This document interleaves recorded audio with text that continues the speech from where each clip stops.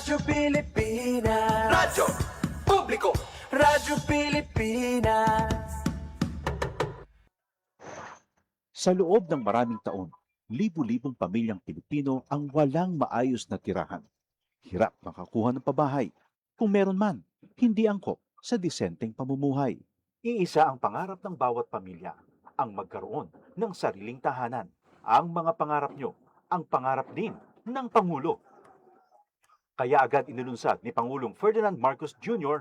ang Pambansang Pabahay para sa Pilipino Program o 4PH. Hindi lang para magtayo ng mga bahay, kundi para ibalik ang pag-asa at dignidad ng bawat pamilyang Pilipino. Noong nakaraang linggo, binalikan ng Pangulo ang ilan sa mga housing projects sa Pampanga para tiyakin na ang bawat pamilya may tunay na pagkakataong magkaroon ng sariling tirahan at ang bawat tahanan ligtas at dekalidad. Nakakatuwa makita mo na mas maginhawa at mas maganda ang buhay ng ating mga kababayan. Dagdag pa ni Secretary Jose Ramon Aliling ng Department of Human Settlements and Urban Development. Ngayon, lahat po ng modalities. Nandiyan po yung horizontal, house and lot. Ang dignidad ng pamilya ay, lalo na ang Pilipinong pamilya, ay pag nagkaroon siya ng sarili niyang bahay. Kwento ng mga residente, dahil sa mababang interes sa pabahay, naging mas abot kaya ito para sa kanila. Ibinaba kasi ng gobyerno sa 1 to 3% ang subsidized interest rate para sa mga kwalipikadong benepisyaryo ng socialized housing project, aninsunod pa rin sa utos ng Pangulo. Yung mga kulang na bahay ay kagawa natin ng paraan upang lahat ng nangangailangan ng pabahay ay gagawin natin. Sa buong bansa, tuloy-tuloy ang trabaho. Isa-isang inaayos sa mga bagay na magpapagaan sa buhay ng mga Pilipino.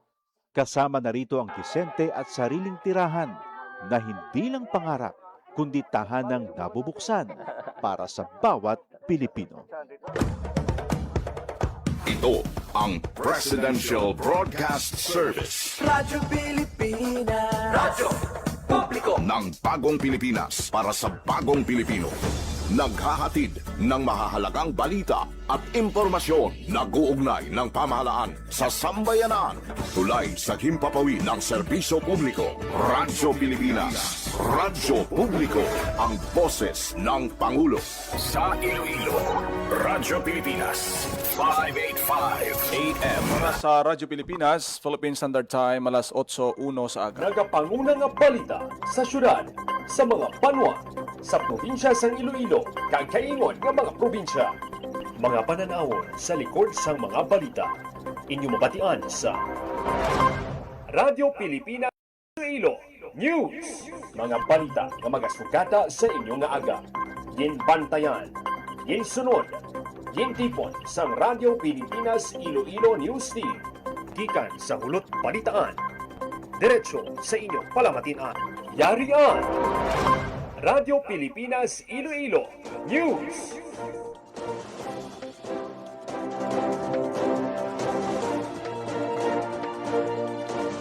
Ngayong aga Pilipinas, good morning Western Visayas. Welcome sa Radyo Pilipinas News. Subong adlaw sa Biyernes, Agosto 14 na kita tuig 2026. Ako ang inyo tagbalita, Jinel Baclay, kag karon sa aton mga pangulong dinalan.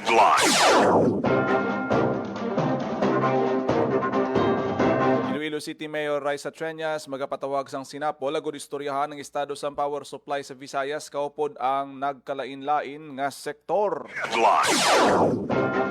Visayas Grid nagdeklara sang red kag yellow alert subong bukod kahapon nga adlaw Agosto 13. Sobra 2,000 ka mga benepisyaryo sang uplift program sa Bacolod City nagbaton sang kabugusan nga 4.1 million pesos.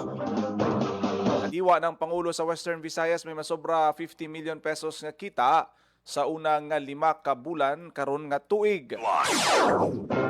Inflation rate sa Western Visayas nagsaka sa 7.8 sang bulan sang Hulyo.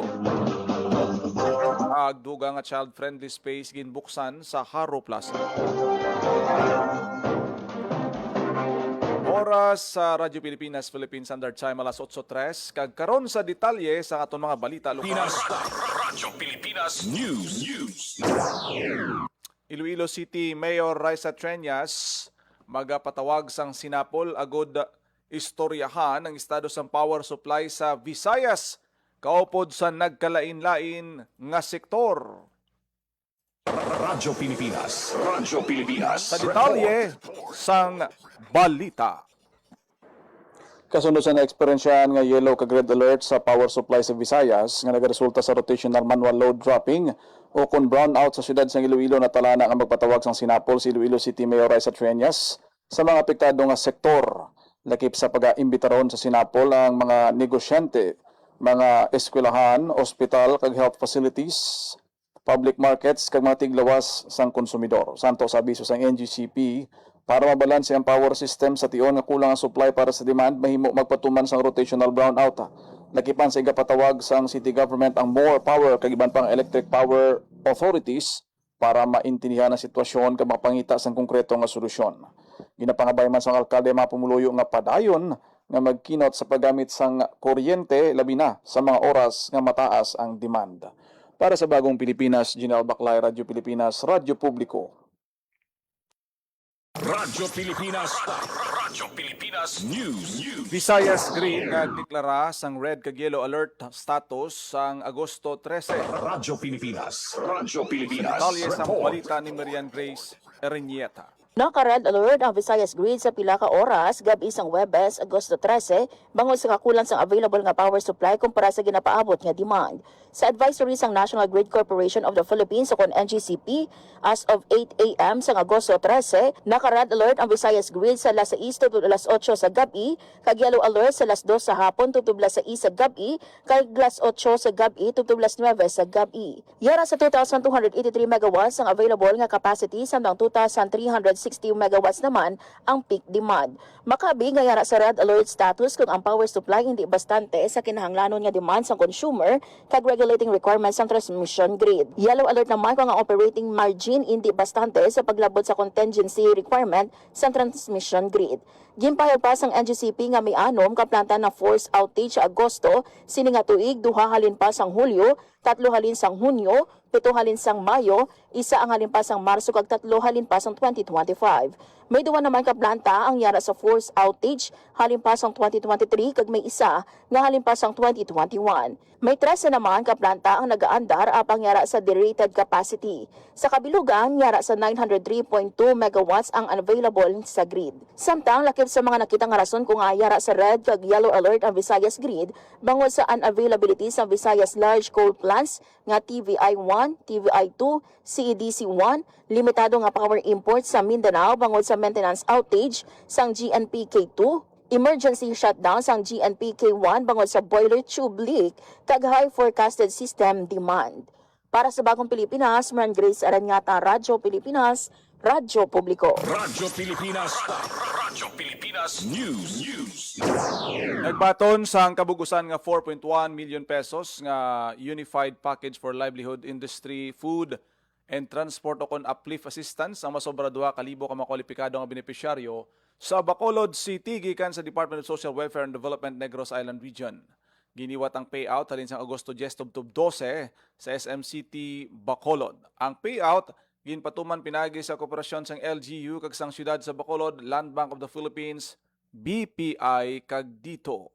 Ang Land Bank kag BPI nagbulig naman sa pagparehistro sa mga benepisyaryo kag nagsabat sa mga concern may kang tanan sa account agud suportahan ang pagbalhin sang account-based transactions. Ang uplift isa ka social protection program sang gobyerno nga nagahatag sang financial assistance sa poor, near poor, kag low-income families nga apektado sa pagsaka sang presyo sang gatong, kuryente kag iban pa nga basic commodities. Radyo Pilipinas. Radyo Pilipinas News. Kadiwa ng Pangulo sa Western Visayas may masobra 50 million pesos na nga kita sa unang 5 ka bulan sang tuig 2026.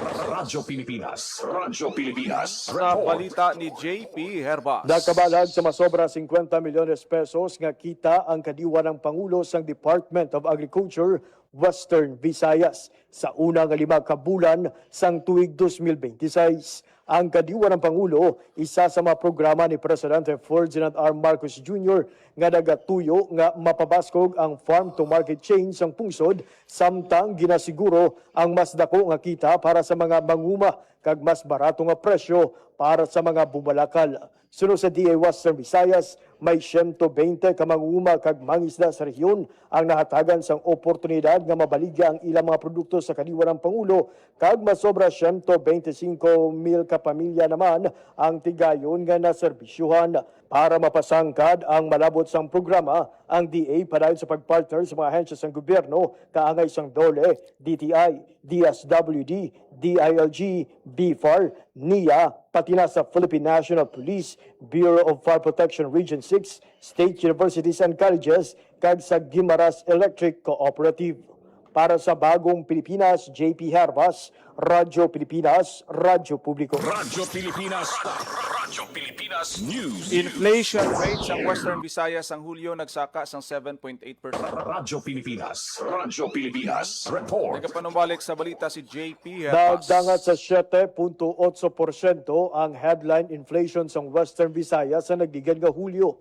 Ini ang mas mataas sa 6.8% nga inflation rate nga na-record sa Philippine Statistics Authority sang nagligad nga Hunyo kag sa 0.6% sang Hulyo 2025. Suno sa PSA Western Visayas, sa tanan nga commodity group, ang food and non-alcoholic beverages ang may pinakamataas nga share sa regional inflation nga may 37.3%. Inigin sundan sang transport nga may 17.7% share, kag housing, water, electricity, gas, and other fuels nga may 16.5%. Ang year-to-date inflation sang rehiyon halin Enero tubtob Hulyo nagsaka naman sa 5.2%. Para sa Bagong Pilipinas, JP Harvas, Radyo Pilipinas, Radyo Publiko. Radyo Pilipinas. Radyo Pilipinas News. Buga nga safe kag child-friendly space para sa kabataan naging buksan sa syudad sang Iloilo ang Everyday Play Community Playground. Kabuilog ang Phil 7 Foundation Incorporated naging buksan sang Agosto 13 sa Haro Plaza. Ang area ang safe, accessible kag makatagid sang kalipay sa mga kabataan bangod sang pasilidad sa diin sila ang pwede nga makahampang. Para kay Iloilo City Mayor Royce Atreñas, importante nga may mga lugar sa kabataan nga pwede sila maghampang kag mag-socialize sa sini sila ang mangin healthy kag para mabuhinan man ang ilang screen time. Sang tuig 2025, ginkilala ang Iloilo City bilang isa sa mga top 4 child-friendly, highly urbanized city sa pungsod kag Presidential Awardee for Child-Friendly Municipalities and Cities. Radyo Pilipinas. Radyo Pilipinas News. Tatlo ka Sustainable Livelihood Association sa Pasay City nagbaton sang Seed Capital Fund sa pagtukod sang negosyo gikan sa DSWD Field Office 6. Radyo Pilipinas. Radyo Pilipinas. Sa balita ni Marian Grace Erenieta. Nagbaton sang Seed Capital Fund o kon SCF balar 2.7 million pesos ang tatlo ka Sustainable Livelihood Program Association sa Pasay City gikan sa Department of Social Welfare and Development Field Office 6. Ang kapital gamiton sa mga asosasyon sa pagtukod sang ilaging propose nga mga proyekto sa palangabuhian. Kada isa nga SLPA nagbaton sang tig 900,000 pesos. Lakip sa tagbaton ang Ayuyan SMF KSK SLP Association sa Barangay Ayuyan, Mulapula SMF KSK SLP Association sa Barangay Mulapula, kag Higakdak SMF KSK SLP Association. Antes pa man ang pag-turnover sang kapital gimpaidalom sa 14-week kabalikat sa kabuhayan o kon KSK Agri-Skills Training ang mga SLPE nga ginorganisa sang SLP, SM Foundation Incorporated, Crystal Integrated Farm kag Sustainable Livelihood and Entrepreneurship Program sa lokal nga pangluhan sang Pasay City. Ang mga miyembro sang tatlo ka asosasyon ang ginpaidaluman sa 20 ka adlaw nga cash for training and work program sa idalong sang projects, local adaptation to water access o kon lawa, kag breaking insufficiency through nutritious harvest for the impoverished o kon binhi, kaupo ng ibang pang benepisyaryo sa programa gikan sa ibang nga barangay sa syudad. Gintudloan ang mga benepisyaryo natuloy sa disaster risk reduction kag climate change practices, vegetable production, tilapia culture kag sustainable livelihood practices. Nagtukod man ang mga benepisyaryo sang vegetable production kag aquaculture sites kung sa diin nagbato ng kada isa sang 10,260 pesos nga sweldo para sa 20 ka adlaw nga training kag obra. Para sa Bagong Pilipinas, Marian Grace Aranyata, Radyo Pilipinas, Radyo Publiko. Radyo Pilipinas. Radyo Pilipinas News. Naka-harvest ang 60 ka kilo sang fresh tilapia ang partner beneficiaries sang Project Local Adaptation to Water Access kay breaking insufficiency through nutritious harvest sa barangay Igpandan, Miag-Aw, Iloilo. Na-harvest ang mga preska nga tilapia sa small farm reservoir. Ang mga na-harvest nga isda ginala umang ng makabenepisyo sa mga local fish farmer kag makaamot sa pagdugang sang supply sang isda kag pagpaayos sang seguridad, pagkaon sa komunidad. Radyo Pilipinas News. Nagupod si Iloilo Governor Arthur Defensor Jr. sa ikaduha nga adlaw sang First Mais Vend Expo sa courtyard by Marriott Iloilo. Gintipon sa kaywatan ng mga partners, exhibitors kag stakeholders gikan sa mais industry. Katuyuan sining ipasundayag ang potensyal sang Iloilo bilang premier destination sa negosyo, amuman sa turismo. Yaraman sa kaywatan si Anay Senador Franklin Drilon, Iloilo City Mayor Raisa Trias, Department of Tourism Western Visayas Regional Director Crisanta Marlene Rodriguez, kag Iloilo Mais Alliance Chair Natalie Lee. Radyo Pilipinas News. Din pangunahan ng LTO 6 Regional Director Attorney Gadyoso Eduspan II kag Assistant Regional Director Jack Conlu ang sinapol kaupod sa mga division chiefs kag district office heads sang LTO sa Panay kag Guimaras sa giniwat nga Transportation District Officers Meeting sa Antique. Lakip sa mga naistoryahan kag sa agenda ang sinapol sa implementasyon sang 2026 LTO Citizens Charter, pagpasanyog sa mga service standards kag procedures nga ginapatuman sang ahensya mga pulisa sa isyuhan sa motorcycle license plate sa rehiyon, extension sang validity sa mga expired nga registration, licenses, permits kag iban pa lakip ang issue sang Land Transportation Management System. Naistoryahan man ang suspensyon sang acceptance kag processing of application for changing regular plates to optional motor vehicle special plates. Radyo Pilipinas News. Nagpakigbahin ang probinsya ng Guimaras sa Hong Kong Trade Development Council Food Expo 2026 nga giniwat sa Hong Kong Convention and Exhibition Center.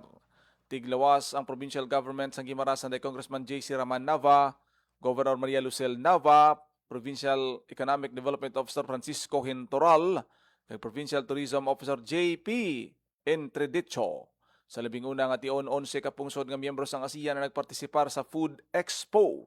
Ginimbitar man ang Guimaras, ang Philippine Consulate General sang Hong Kong, para magpartisipar sa Philippine Pavilion sa diin ginbida sang probinsya. Ang matamis nga Guimaras Mangoes, nga amo naman ang unang nga geographical indication o kon GI registered product sang Pilipinas. Ginpakita man sa Expo ang nagkalain-lain nga mga premium mango products halin sa probinsya. Katuyuan sa pagpartisipar sang probinsya nga mapakilala sa mga malapad nga international market ang lokal nga produkto gikan sa Guimaras. Radyo Pilipinas News. Iloilo magalunsar sang primetime program para sa digital well-being sang mga estudyante. Radyo Pilipinas Sa balita ni Hope Toriciante. Nakatala na nga maglunsar ang Iloilo Provincial Government sang Primetime, isa ka school-based nga intervention program agud masabat ang mga problema nga nagaapekto sa mga estudyante, lakip na ang teenage pregnancy, bullying kag self-harm. Kabahin sang inisyatiba ang social media literacy agud tudluan ng kabataan kung paanong responsable kag safe nga paggamit sang social media. Pahayag ni Governor Arthur Defensor Jr., mapasad sila sang module nga gindisenyo agud masiguro ang psychosocial welfare sa mga estudyante. Ginatrabaho na karon sang probinsyang pagpakig-angot sa mga bulutuan kag iban pa nga partners kaangay sang Department of Social Welfare and Development kag Department of Health agud mangin epektibo ang programa. Antes sini una na nga nakalunsar sang Prime Helpline ang Iloilo Provincial Government, linya nga bukas 24/7 agud maghatag sang suporta sa anuman nga mental kag emotional challenges sa mga Ilonggo. Ang Prime Helpline sarang matawgan sa mga numero nga 0968-855-0997 o kon sa 0966-241-8133. Para sa Bagong Pilipinas, Hope Trichante, Radyo Pilipinas, Radyo Publiko. Radyo Pilipinas News. Iloilo liwat nga gina-target ang GOD Local Learning Hub Certification. Radyo Pilipinas Report. Sa detalye sang balita. Hiwat ginhandom sang Iloilo Provincial Government ang Philippine Commission on Women, Gender and Development Local Learning Hub status sa tapos ginpaidalom liwat sa on-site validation ang Women Economic Empowerment Program sang probinsya para sa posibilidad sang recertification para sa 2026 tubtub 2029. Ginhiwat sang PCW evaluation kag monitoring team ang on-site validation para usisaon ang WEE program nga nagapalapad sang oportunidad pang ekonomiya sa mga kababainhan pinaagi sa pagbinuligay sang gobyerno lokal kag iban pa nga stakeholders. Isa ang Iloilo sa una nga 5 ka LGU sa pungsod nga nakabaton sang GAD Local Learning Hub certification halin sa PCW sang 2015 tubtub 2018 kag liwat nga nasertipikahan sang 2023 tubtub 2026. Naibaluan nga ang GAD Local Learning Hub nagakilala sa mga LGU nga nagapakita sang epektibo nga gender mainstreaming kag nakadevelop sa mga innovative practices nga sarang masunod sang iban pa nga komunidad. Sa plano nga recertification kinahanglan nga mapasaran sang probinsya ang mga ginapangayo sang PCW, partikular sa resulta sang gender responsive LGU assessment tool kag sa ebalwasyon sa mga GAD program, serbisyo o kon pasilidad. Para sa Bagong Pilipinas, Hope Trichante, Radyo Pilipinas, Radyo Publiko. Radyo Pilipinas. Radyo Pilipinas News. Nagtubos ang 4.6% ang inflation rate sa probinsya sang Guimaras ang Hulyo sininga tuig base sa datos ng Philippine Statistics Authority Guimaras. Sa inflation report sang PSA Guimaras, 0.5% ang inflation kung ikumpara sa 5.1% ang na-record sang Hunyo. Ang mga commodities nga may dakong kontribusyon sa overall inflation sa Guimaras among food and non-alcoholic beverages nga may 3.6% nga inflation mas manubo kung ikumpara sa 4.2% sang Hunyo nga may ara naman sang 58.9% shared sa downtrend. Ikadua naman ang transport nga may 22% ka inflation mas manubo kung ikumpara sa 24.6% sang Hunyo ang may ara sing 39.4% share nga downtrend. Nagpangatlo naman ang personal care and miscellaneous goods and services nga nakarecord sang 5.2% inflation mas manubo kung ikumpara sa 5.4% sadtong Hunyo. Ang nasambit nga report ginahimo sang PSA Guimaras sagud maghatag sang insakto kag timely nga impormasyon sa publiko natuhoy sa inflation rate sang probinsya kag ang epekto sini sa presyo sa mga balaklon kag mga serbisyo. Radyo Pilipinas. Radyo Pilipinas News. Nakiksapol si Presidente Ferdinand R. Marcos Jr. sa mga tiglawas sang Palafox Associates and Palafox Architecture Group Incorporated. Agud istoryahan ang ginaplanong nga comprehensive urban, environmental, infrastructure and economic development master plan para sa Ifugao Rice Terraces. Nakasentro ang plano sa pagatipan sang kultura sang Ifugao kag pagpakamaayo sang turismo bilang kabahin sang isa sa mas malapad nga plano para sa sustainable development sang lugar. Lakip sa ginistoryahan ang pagpabilin sa rice terraces kag traditional nga ihibalo sa pagpanguma, pagpabaskog sang palangabuyan sa mga mauma kag katutubo, kag pagduso sang community-led tourism. Sa idalom sang plano, igaangot man ang heritage conservation, agriculture, tourism, infrastructure, environmental protection kag climate resilience. Agod mapreserba ang masobra 2,000 ka tuig nga panublion sang Ifugao samtang nagaobra sang madamong oportunidad kag palangabuyan para sa komunidad. Radyo Pilipinas. Radyo Pilipinas News. Nagpagwa sa Administrative Order No. 43 si President Ferdinand Marcos Jr. nagamando sa paglakip sa mga contract of service kag job order sa gobyerno sa social protection coverage sa nasambit nga EO. Ginmanduan ang tanan nga ahensya sang gobyerno nga ipatigayon ang voluntaryo nga pagbuhin sa ginatalan nga kontribusyon sa SSS, PhilHealth kag Pag-ibig Fund halin sa sweldo sa mga COS kag job worker. Apang inyang kinahanglan naman nga may prior consent sa nasambit nga trabahador kag nagasanto sa layi. Ang mando nagasakop sang tanan nga departamento, ahensya, bureau, opisina kag instrumentalidad sang national government, GOCCs, state universities, kag colleges nga naga-engage sa serbisyo sa mga COS kag job orders. Ang mga local government units naman ginainganyo na magpatuman sa mga probisyon santo sa Administrative Order No. 43. Radyo Pilipinas. Radyo Pilipinas News. Nagpanugyan si Education Secretary Sani Angara sa Malacanang nga pasangkaron ng emergency labor support sa idalom sang tupad o kon tulong panghanap buhay sa ating Disadvantaged Workers Program. Katiyuan sining mapadasig ang pagpanglimpyo sa mapampubliko nga bulutuan nga apektado sa sining karon lang nga habagat bagyong Maymay kag Luis. Kadungan sa pagtukod sang whole year recovery framework kag Brigada Eskwela 2.0. Ginpasalamatan ni Secretary Angara si President Ferdinand R. Marcos Jr. kag Executive Secretary Ralph Recto, subong man si Dole Secretary Francis Tolentino sa padayon nga suporta sa pagbinuligay sa mga ahensya. Nagapati si Angara nga hindi dapat maguntat ang Brigada Eskwela kung magsugod ang klase bangod ang kalamidad mahimo nga mag-igo sa anuman nga tion. Radyo Pilipinas. Radyo Pilipinas News.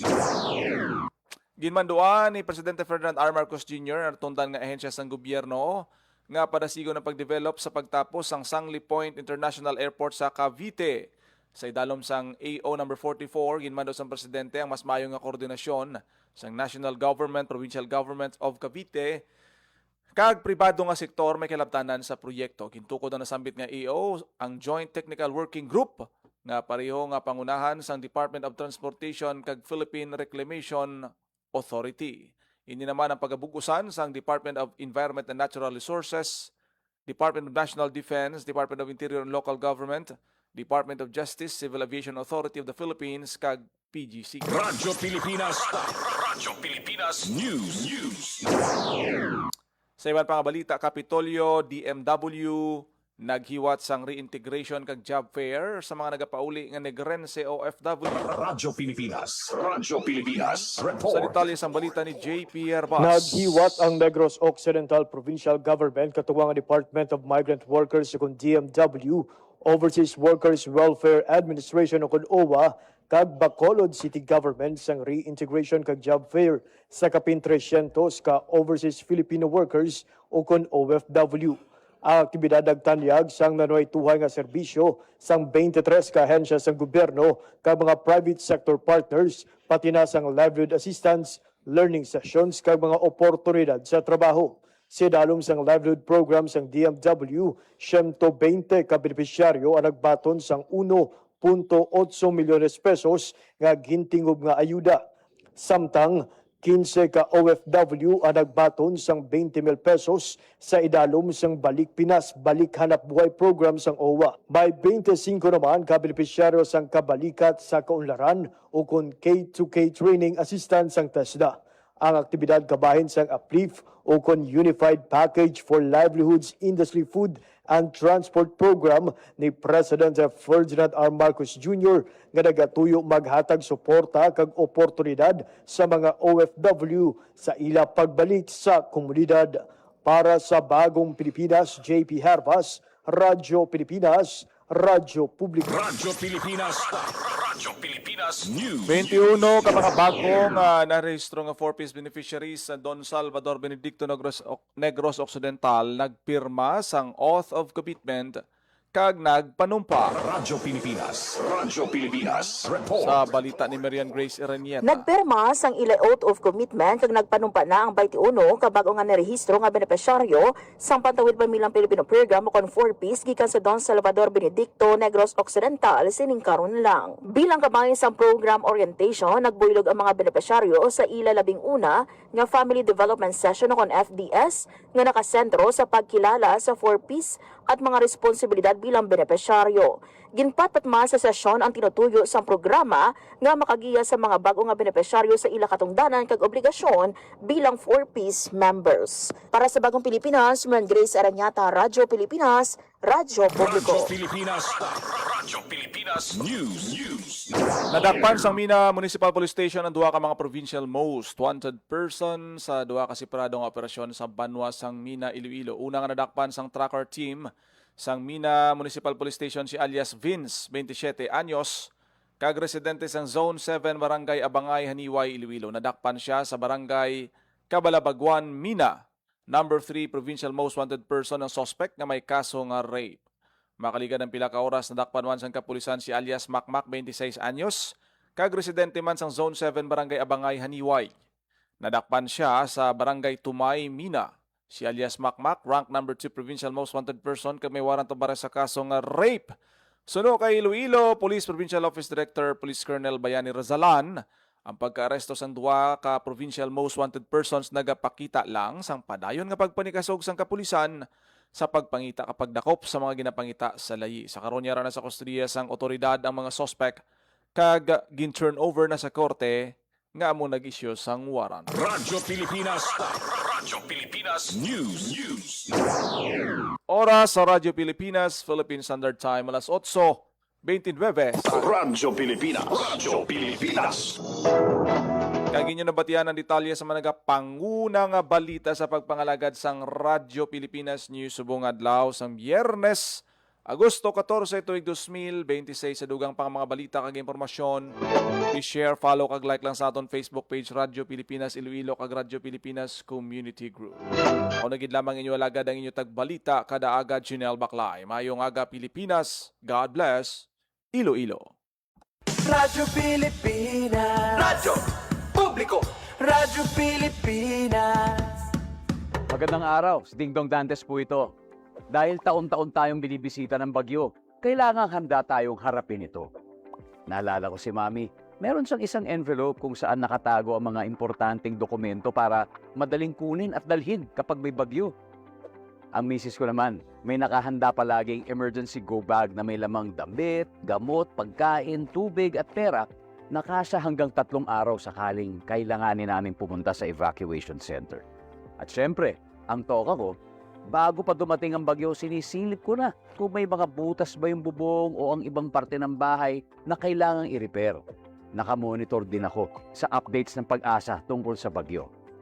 May kanya-kanyang responsibilidad sa bahay para sure na ligtas ang buhay.